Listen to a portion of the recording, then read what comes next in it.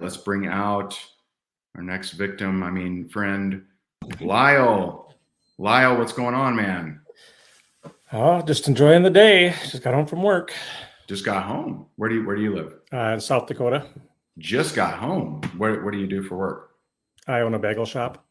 Oh yeah, I've seen you. I've seen you in the background doing your thing. Yep, I'm usually at work when you see me. Yeah. So talk to me. So where are you at right now? What's going on?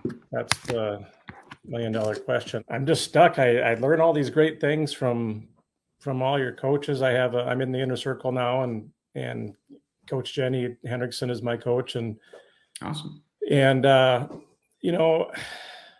feel like I know what I need to do, but I just can't pull myself to get it done. I have the time. I feel like I know, but I just don't get the daily stuff done, and I don't move forward. I don't feel like I'm impacting enough people the way I want to. What is it that you want? Like, what are you hoping for? Who do you want to become? What is it that you actually want? I'm 55 years old now, and I really didn't know what I wanted to do really up until just recently. But what I'd really like to do is just be at a point in my life where I can do things for people that they may not be able to do for themselves, because I grew up in a good home, but we didn't have a lot of money, so we didn't have a lot of things. So we were always seemed like we were struggling, and that's kind of just melded over into my entire life. And so I want to be at a point where if people need help, whether it be, we have a lot of things my wife can do with different missions with One Child Matters and things like that in Haiti and different stuff like that. But on a scale like that or bigger, to do, similar to what you and Jess do, but in a different venues, because we have different, things that we feel are important to us, obviously. And why don't you think you're doing the work? I honestly don't have an answer to that, because I have the time and I know I need to do it. I'm just not getting it. I'm spending too much time doing other things with, I'm trying to get in every clubhouse room with the girls and all the different things. I'm kind of like that person that, you want something and you see something else that's shinier and you try to go check it out. And then, for instance, when I first got into network marketing again, I did it like Julie did. I did it when I was younger and did terrible at it.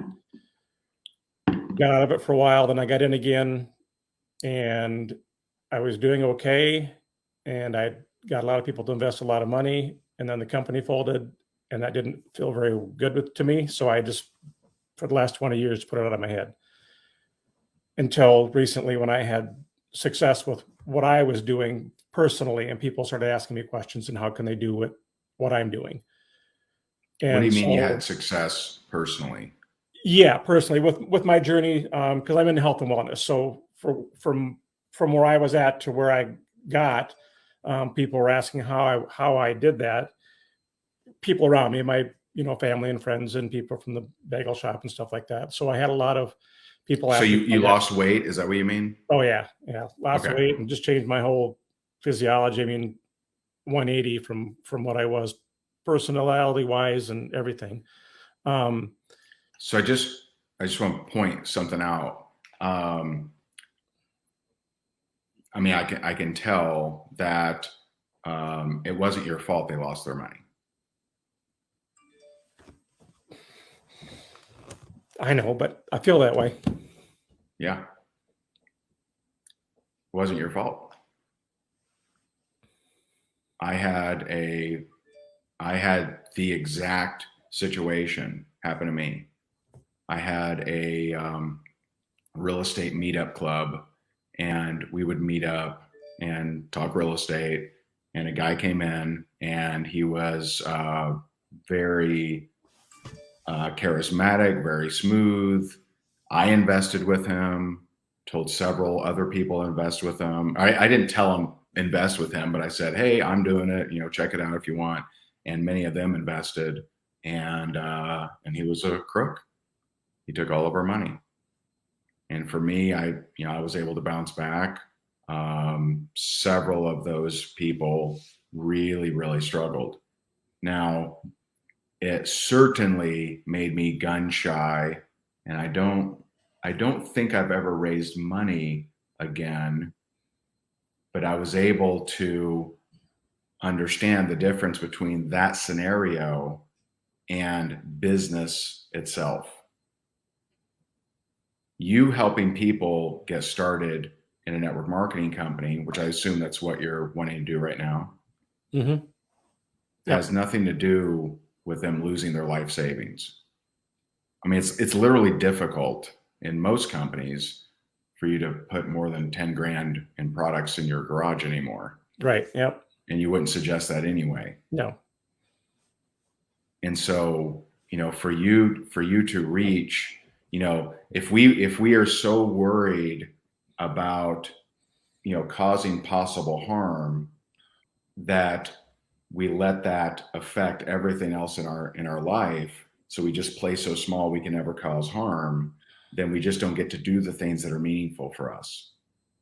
But the thing is, you don't ever have to. I'm not saying go back and raising money or something. You don't ever have to do that if you don't want to. Like I have a lot of friends that come to me and, hey man, help me raise some money. Like I just kind of choose not to do that.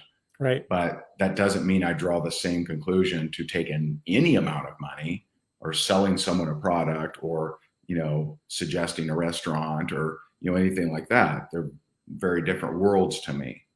But the big thing that you should own is that it's not your fault. Did you have money with it? Not as much as they did. But you had money, but you yeah. had money with it. Yeah. And it's all relative, right? It's all relative. So I remember, this is an odd story, but it'll break it up a little bit because I found it humorous. So I remember reading, before it was a movie, I read Jordan Belfort's books, The Wolf of Wall Street and Catching the Wolf of Wall Street. And he talked about how he was such a druggie that when he was in the UK, I think he was in the UK, he had Quaaludes flown over, and it was $20,000, but he was making $50 million a year. So mathematically, that was like what Americans spent on a pizza. And so money is relative. There may have been, people that you helped or people that invested that had more money than you, right? But the thing is, you also believed in it. You also invested in it.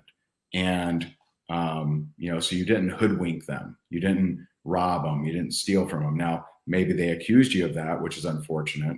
But I can tell just by talking to you, I can just tell from your heart that you didn't mean that. That wasn't you. That's not your fault. And you really need to own that. Because if we don't own that, then you're not going to be able to impact as many kids as you want to. You're not going to be able to impact the important things for you because you're just going to keep, so worried about causing harm that we just never play to our potential. Does that make sense? Yeah, it does. Wasn't your fault, man. Yeah, I got to figure out how to believe that. That's the thing. Sorry for. It's all right. But you just got to, learn, you got to, forgive yourself, man, and are you still in contact with any of those guys that invested, or are they mad at you, or are they? Nope. I haven't heard a word since it happened from any of them. There's probably 2 or 3 guys. Have you reached out to them? No, I have not. Okay. So I would reach out to them, and don't be addicted to their response, because I don't know your relationship or anything, but I would reach out to them and just say, hey, I've been individually, right? Hey, I've been thinking about you, and I feel so bad over what happened. All of us, believed in that thing. It didn't work out. And, I've just felt really bad about it. And I apologize. I haven't reached out sooner. And you say that, anyone with any kind of compassion is going to tell you it's okay, man. And if someone comes at you and they're mean to you, just know that, they're going through they're going through some hurt. That Right. isn't your fault. I'll try to find them. It's been a lot of years. A lot of years. I don't even think they're there And anymore. Yeah. and if you can't, and in a silent meditation or a prayer or whatever you want to call it, just kind of think about them, and in your head tell them you're sorry. I would try to reach out to them, but I wouldn't hire a Yeah. detective or something. If those who I can't find or get a hold of, then I'm just gonna, like, in my head, I'm gonna send them an apology and send them loving energy. Like for example, right now I have a friend going through cancer treatment, and it's very different than this scenario, but here it's an example of what I'm talking about. With yours, I would only do it one time, but for me, every morning I send him healing energy. I just think about him and see him in better Right. shape, and see him feeling good and in good health. And so I just kind of, I may not call him all the time. I may not text him all the time, but every morning I'm sending him energy, sending him love, and just thinking about him and blessing him, seeing him in perfect health. And so, it is a powerful process for you to start feeling better, to do that. And so, I would definitely do that, and just know what you're doing right now has zero to do with that. And and hey, what if, because here's the thing, right?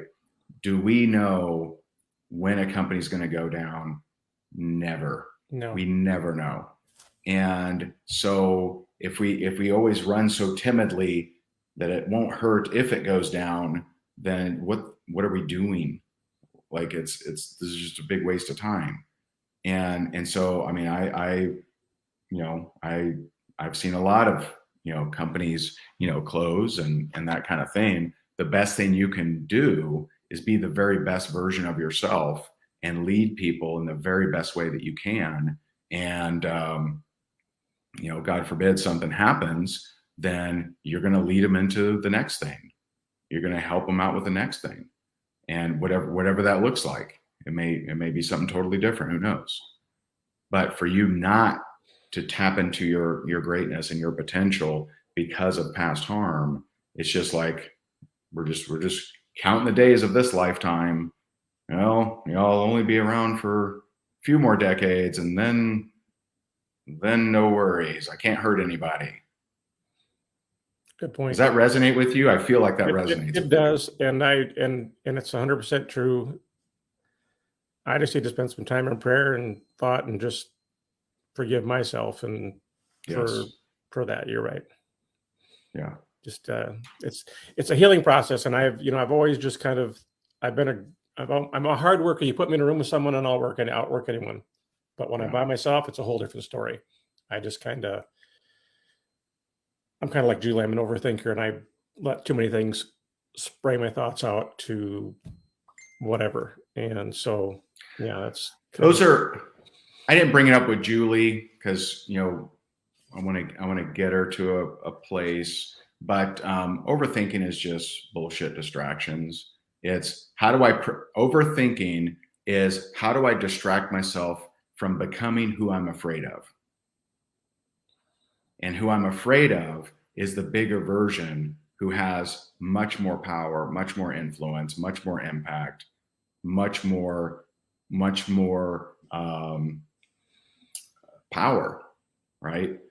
And so it's not, and I'll look it up real quick because I really like this quote and I don't want to butcher it, which I tend to do. So Marianne Williamson: our deepest fear is not that we are inadequate. Our deepest fear is that we are powerful beyond measure. It is our light, not our darkness, that most frightens us. I know that you have amazing potential inside of you. You have greatness within you. You could easily be impacting a lot more people. But if we're so worried about past harm and possibly causing harm, we're just not going to get there.